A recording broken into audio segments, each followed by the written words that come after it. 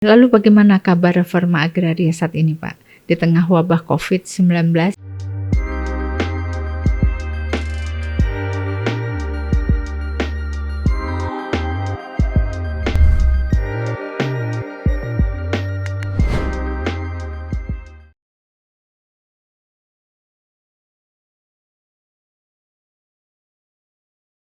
Halo sahabat ATR BPN, ketemu lagi di podcast Kementerian ATR BPN. Kali ini saya bersama Pak Sudaryanto, Direktur Landeform Kementerian ATR BPN. Siap, Bu Yuli. Kali ini kita akan membahas tentang reforma agraria. Nah, sahabat ATR BPN, kita ketahui bahwa reforma agraria itu merupakan upaya dari pemerintah untuk menata ulang struktur penguasaan, pemilikan, penggunaan, dan pemanfaatan tanah yang berkeadilan dan mensejahterakan melalui penataan aset, legalisasi aset, dan redistribusi tanah dan penataan akses, yaitu pemberdayaan. Nah, untuk itu saya akan menanya dengan Pak Sudaryanto nih. Kita akan ngobrol nih, Pak Sudaryanto. Ya, siap, Bu Yuli. Ya, berapa target reforma agraria dalam RPJM 2015, 2019, dan 2020, 2024, Pak? Ya, terima kasih Bu Yuli, Sobat ATR BPN. Sebagaimana yang sudah dicantumkan dalam target RPJM 2015 sampai 2024, yang mana itu juga salah satu nawacita dalam nawacitanya Bapak Presiden Republik Indonesia, yaitu reforma agraria ditargetkan ada 9 juta hektar. 9 juta hektar itu dibagi menjadi dua kelompok. Yang kelompok pertama itu kelompok legalisasi aset, itu 4,5 juta hektar. Legalisasi aset sendiri ada dua jenis kegiatan, yaitu yang pertama adalah pensertifikatan tanah transmigrasi, itu targetnya adalah 0,6 juta hektar.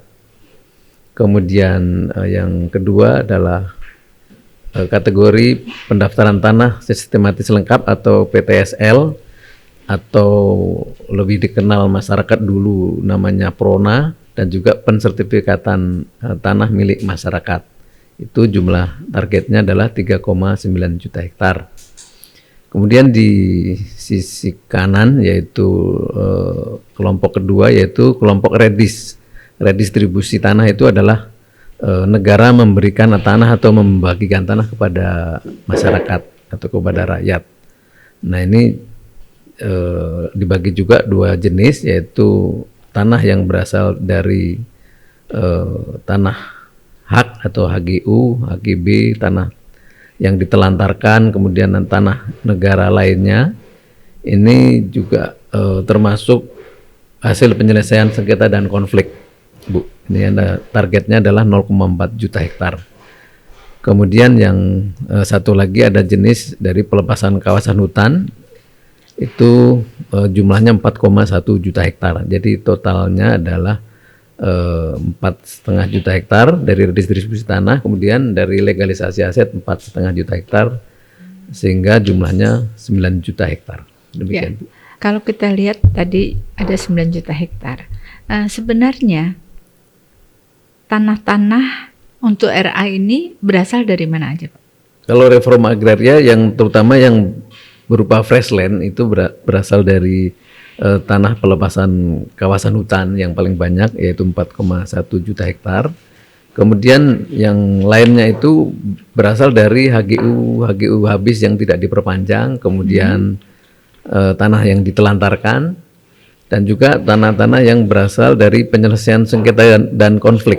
Ini banyak juga mungkin sengketa konflik yang berkepanjangan, konflik agraria yang selama ini bisa kita selesaikan, itu juga bisa kita langsung jadikan sebagai objek reforma agraria. Cukup banyak ya, berarti sumber-sumbernya juga jelas. Lalu bagaimana kabar reforma agraria saat ini, Pak? Di tengah wabah COVID-19 yang terjadi, bagaimana efektivitas pelaksanaan reforma agraria di lapangan dengan target yang begitu banyak? Ya, memang tidak bisa kita pungkiri bahwa dengan adanya kondisi COVID ini, reforma agraria juga terdampak, Bu, karena kegiatan reforma agraria di seluruh Indonesia ini memerlukan pekerjaan tahapan yang harus turun ke lapangan, kemudian bertemu dengan masyarakat, sehingga kegiatan-kegiatan yang sifatnya mengumpulkan masyarakat berupa penyuluhan, kemudian mendata baik itu subjek dan objek, itu harus bertemu langsung dengan masyarakat, itu juga terkendala karena diterapkannya pembatasan-pembatasan pergerakan orang ya, termasuk PSBB, kemudian PPKM juga, sehingga ini juga secara tidak langsung juga berdampak juga terhadap kegiatan reforma agraria atau redistribusi tanah. Tapi apapun itu, reforma agraria harus tetap berjalan, Bu. Ya. Nah, di antara program strategis guna mendukung pemulihan ekonomi nasional (PEN) adalah percepatan pelaksanaan reforma agraria. Itu salah satunya, Pak. Di mana reforma agraria yang dijalankan dengan berdasarkan Perpres 86 tahun 2018 ya. 2018 ya. Itu adalah reforma untuk mewujudkan keadilan sosial bagi seluruh rakyat Indonesia. Nah, itu kira-kira implementasinya seperti apa, Pak? Baik, Bu. Memang sekarang ini reforma agraria sedang kita gencarkan lagi, sedang kita bangkitkan lagi, yang diantaranya dengan beberapa kegiatan atau strategi baru, yang mana yang pertama kita dengan sistem menjemput bola objek reforma agraria, Bu, dengan adanya pilot project jemput bola untuk kegiatan pelepasan kawasan hutan dari hutan produksi konversi yang tidak produktif. Nah, ini sedang kita inisiasi bekerjasama dengan World Bank, ada di 4 provinsi, yaitu di Kalimantan Barat, Kalimantan Tengah, kemudian Kalimantan Timur, dan juga di Sumatera Selatan. Kemudian yang kedua, ditetapkannya reforma agraria sebagai major project oleh pemerintah, yaitu diinisiasi oleh KSP, Kepala Staf Presiden, kemudian disupport oleh kementerian lain, yaitu Kementerian Bappenas, Kementerian Kemenko Ekonomi, dan juga Kemenko Marves. Nah, ini program major project reforma agraria dalam rangka penyelesaian sengketa konflik agraria, Bu. Ini juga mendukung untuk percepatan reforma agraria. Ya, Pak, kalau kita dengarkan tadi bahwa ada pilot project yang dibiayai oleh anggaran Bank Dunia. Itu tadi hanya 4 ya, Pak? Bukan 7 provinsi? Untuk reforma agraria 4, Bu. Oh, hanya 4 ya. Kalau untuk reforma. Nah, terkait dengan ini, Pak, kendala apa yang dihadapi dalam pelaksanaan reforma agraria dan bagaimana solusinya? Ya, memang suka dukanya dalam pelaksanaan reforma agraria ini memang yang ada beberapa juga, Bu, ya, di lapangan kita temui kendala. Yang pertama adalah pemahaman tentang reforma agraria sendiri itu belum begitu dipahami, baik itu oleh masyarakat maupun oleh stakeholder, oleh pemerintah daerah sendiri. Jadi seolah-olah reforma agraria ini hanya tugasnya BPN, ATR BPN gitu ya. Padahal sebenarnya reforma agraria itu tugas seluruh stakeholder yang terkait ya, terutama yang tergabung dalam tim gugus tugas reforma agraria. Nah, ini juga perlu kita berikan penjelasan kepada stakeholder, kemudian juga kepada masyarakat. Kemudian kalau di Jawa, Bu, reforma agraria ini mudah untuk mendapatkan subjek tapi susah untuk mencari objek. Jadi orangnya banyak yang membutuhkan tanah tapi objeknya atau tanahnya berkurang atau kurang gitu. Tapi kalau di luar Jawa terbalik Bu, seperti di Kalimantan gitu ya, di beberapa daerah di Sulawesi atau di Papua, ini objek reformanya banyak, tapi subjeknya kurang. Nah, ini juga salah satu kendala bagaimana caranya untuk membagi-bagikan tanah kepada masyarakat yang memenuhi kriteria untuk mendapatkan sebagai subjek reforma agraria. Nah, ini agak kesulitan di sana. Ini juga salah satu kendala. Kemudian juga setelah diberikan sertifikat, ini banyak juga yang dijual belikan Bu. Ini juga masalah klasik, masalah lama, bahkan ini terjadi sejak program transmigrasi. Jadi transmigrasi itu sampai sekarang juga masih banyak masalah karena sertifikat yang diberikan atau tanah yang diberikan itu begitu sudah diserah terimakan, tidak lama kemudian banyak juga yang dialihkan ke pihak lain. Nah, termasuk juga kegiatan redistribusi tanah. Oleh karena itu sekarang kami atau kita dalam rangka untuk mengendalikan jangan sampai ada proses pemindahan hak itu, kita coba untuk memberikan hak pemilik bersama Bu.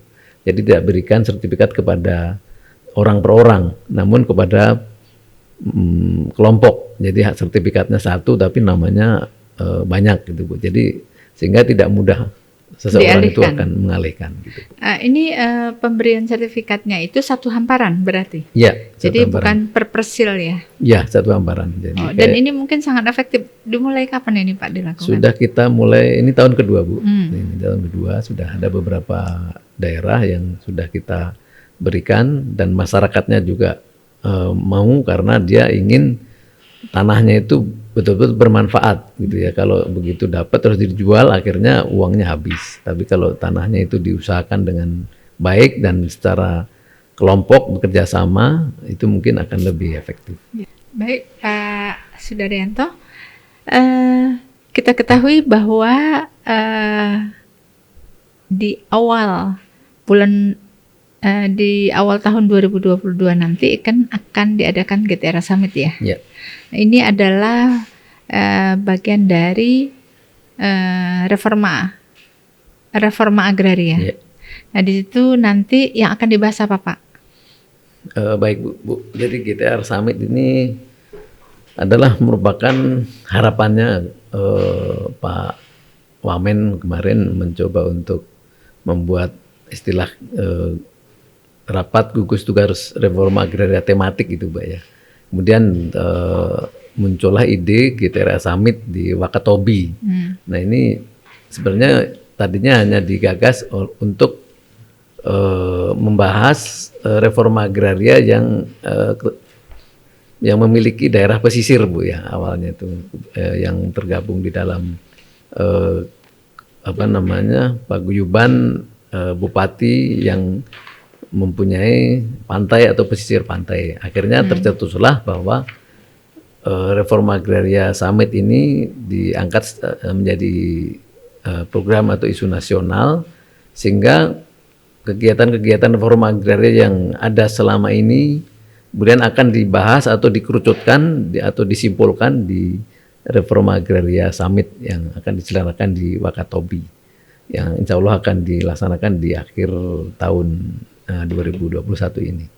Dan harapannya ya mudah-mudahan reforma agraria semakin bisa dinikmati oleh masyarakat dan juga semakin bisa dipahami juga oleh stakeholder terkait karena sudah melibatkan berbagai pihak Bu, baik itu gubernur, bupati, wali kota, dan mudah-mudahan juga mungkin masyarakat dan bahkan sekarang CSO juga sudah ikut terlibat untuk berperan aktif dalam mensukseskan reforma agraria. Gitu.